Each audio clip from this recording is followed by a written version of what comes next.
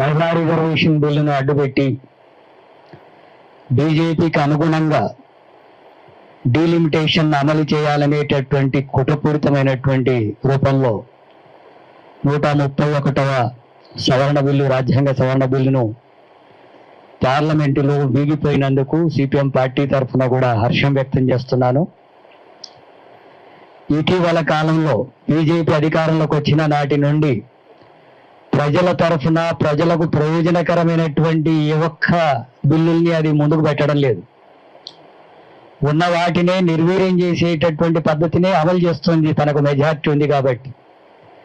ఇది మొదటిసారి ప్రతిపక్ష పార్టీలంతా కూడా కలిసి బీజేపీ ఎన్డీఏ కూటమిని అంతా కూడా ఓడించేటటువంటి విషయం ఒక 131వ సవరణ బిల్లునే కాదు, బీజేపీ అనుసరిస్తున్నటువంటి విధానాలకు వ్యతిరేకంగా కూడా మనం భావించాల్సి ఉంటుంది. భవిష్యత్తులో ఆ ప్రభుత్వాన్ని గద్దె దించితే తప్ప రాజ్యాంగం కానీ ప్రజాస్వామిక హక్కులు కానీ అమలు అయ్యేటటువంటి అవకాశం ఉండదు.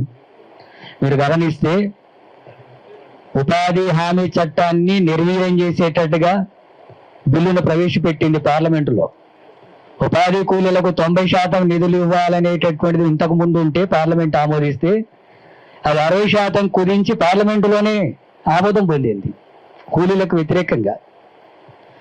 అట్లాగే కార్మికులందరూ కూడా పోరాడి సాధించుకున్నటువంటి హక్కుల్ని కాలరాసి 4 కోట్లుగా కుదించి మీరు సంఘం పెట్టకూడదు, సమ్మె చేయకూడదు, యజమానులు ఏం చెప్తే అది వినాలా, 12 గంటలు పని చేయాలా అని బిల్లును ఆమోదింప తీసుకున్నది.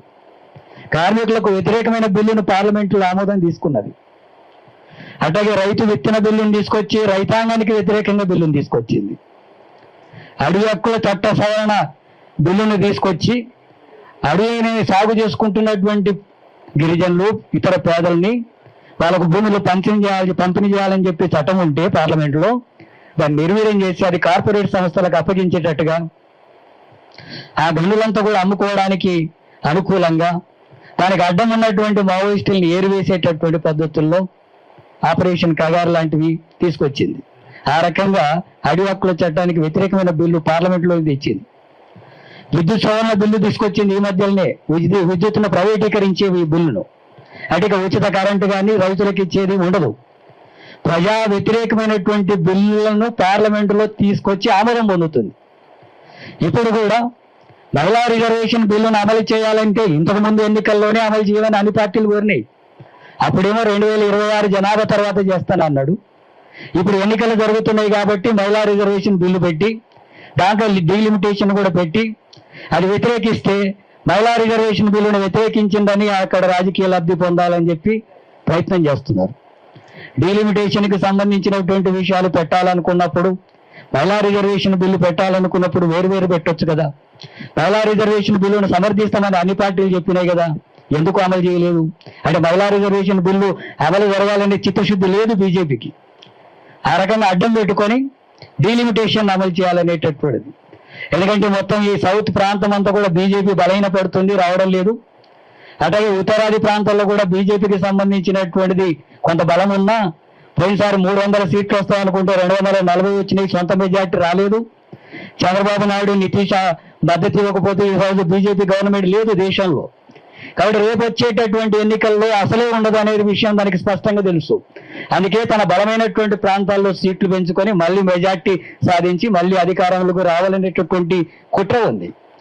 బీజేపీ అనేటటువంటి విధానాలకి తనకు బలం వస్తే ఒక ఈ విషయాలే కాదు, అది పూర్తిగా ఈ రాజ్యాంగానికే వ్యతిరేకంగా ఉంది. రాజ్యాంగాన్ని మార్చాలనే కుట్ర ఉంది, లౌకిక భావాలకు వ్యతిరేకంగా ఉంది, అది మత సామరస్యానికి వ్యతిరేకంగా ఉంది, సామాజిక న్యాయానికి వ్యతిరేకంగా ఉంది, ప్రజాస్వామిక హక్కులకు వ్యతిరేకంగా ఉంది.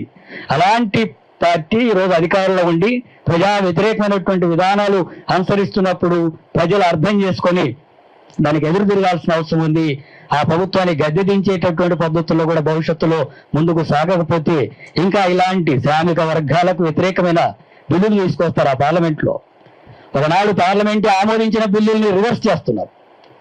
సామాజిక న్యాయానికి వ్యతిరేకంగా, అణగారినటువంటి తరగతులకు వ్యతిరేకంగా బిల్లులు తెస్తున్నారు. మహిళల మీద దారుణంగా అత్యాచారాలు, హత్యలు జరుగుతుంటే వాటి గురించి ఏం పట్టించుకోరు. సంవత్సరానికి 1000 మంది దళితులు కుల వివక్షను వ్యతిరేకిస్తే హత్యలకు గురవుతున్నారు, పట్టించుకోరు. గిరిజనులంతా కూడా ఎలాంటి స్థితులు లేకుండా మొత్తం పిట్టలు రాలినట్టుగా రాలిపోతున్నారు. వాళ్ళ గురించి పట్టించుకోవడం లేదు. ఎలాంటి పూర్తిగా కార్పొరేట్ సంస్థలకు ఆబానికి అంబానీలకు ప్రయోజనం పెట్టేటట్టుగా మతోన్మాదాన్ని రెచ్చగొట్టేటట్టుగా రాష్ట్రాల్లో అలాంటి విభజన రాజకీయాలు, ద్వేష రాజకీయాలు తీసుకొస్తుంది. దానికి తగిన గుణపాఠంగా ఈనాడు పార్లమెంట్ చెప్పింది. భవిష్యత్తులో ఇంకా ఆరోపణలనే మనం అందరం కలిసి ముందుకు సాగాల్సి ఉంటుంది. అట్లాగే తేజస్వి సూర్య, పాకిస్తాను భారతదేశం విడిపోయిన దానికంటే దారుణంగా ఉందట తెలంగాణ ఆంధ్రప్రదేశ్ విడిపోయింది. మరి తెలంగాణ ఆంధ్రప్రదేశ్ విడిపోవడం అనేటప్పుడు బీజేపీ చెప్పుకున్నది కదా, మేం మద్దతు ఇస్తేనే వచ్చింది తెలంగాణ వచ్చిందని. వాళ్ళందరూ కూడా పెద్ద ఎత్తున ప్రచారం చేసుకున్నారు కదా. మరి ఈనాడు ఎందుకు దాన్ని వ్యతిరేకం అంటే రాష్ట్రాల మధ్య విభజన, విద్వేషాలు రెచ్చగొట్టడం. పాకిస్తాన్ భారతదేశం విడిపోవడానికి కూడా మీరే కారణం కదా, ఆర్ఎస్ఎస్ఏ కారణం కదా, దానికి మీరే కారణం కదా. ఇక్కడ విభజన జరిగేటటువంటి దాంట్లో సంవత్సరాల తరబడి జరిగినటువంటి పోరాటంలో భాగంగా పార్లమెంటు ఆమోదిస్తే ఆ పార్లమెంటులో మీరు సమర్థించి ఇప్పుడు ఆ రకంగా విడదీసినటువంటి దాన్ని తప్పుపట్టి విద్వేషాలు రెచ్చగొట్టేటటువంటి ప్రయత్నంగా తేజస్వి చెప్తున్నాడు. అందుకే ఆయన క్షమాపణ చెప్పాలా? ఆయన క్షమాపణ చెప్పడం కాదు, ఇక్కడ ఉండేటటువంటి కేంద్ర మంత్రులు 2 ఉన్నారు. వీళ్ళకి ఏమీ లేదు, పదవులు తప్ప ఇంకేం అక్కర్లేదు, రాష్ట్ర ప్రయోజనాలు అక్కర్లేదు, రాష్ట్రానికి నిధులు ఇవ్వకపోయినా అక్కర్లేదు, రాష్ట్రానికి సంబంధించినటువంటి అవమానించే పద్ధతిని అనుసరించినా వీళ్ళకి అక్కర్లేదు. పదవులు కావాలి, మోడీ ముందు మోకరిల్లడం తప్ప ఏమీ చేతగానటువంటి దద్దములుగా వీళ్ళు ఉన్నారు. ఇప్పుడు వాళ్ళు కనీసం మాట్లాడాలి కదా, ప్రశ్నించాలి కదా, తేజస్విని క్షమాపణ చెప్పమని వాళ్ళకు కూడా అడగాలి కదా. ఈ రాష్ట్రం తరఫున, ఈ రాష్ట్రాన్ని పట్ల, విభజన పట్ల వాళ్ళకి చిత్తశుద్ధి ఉంటే ఖండించాలి కదా, వ్యతిరేకించాలి కదా. అలాంటి వైఖరి లేకుండా వ్యవహరిస్తున్నటువంటి పరిస్థితుల్లో రాష్ట్రం ఉంది. ప్రజలు కూడా వీటిని అన్నింటిని కూడా అర్థం చేసుకోవాల్సిన అవసరం ఉంది.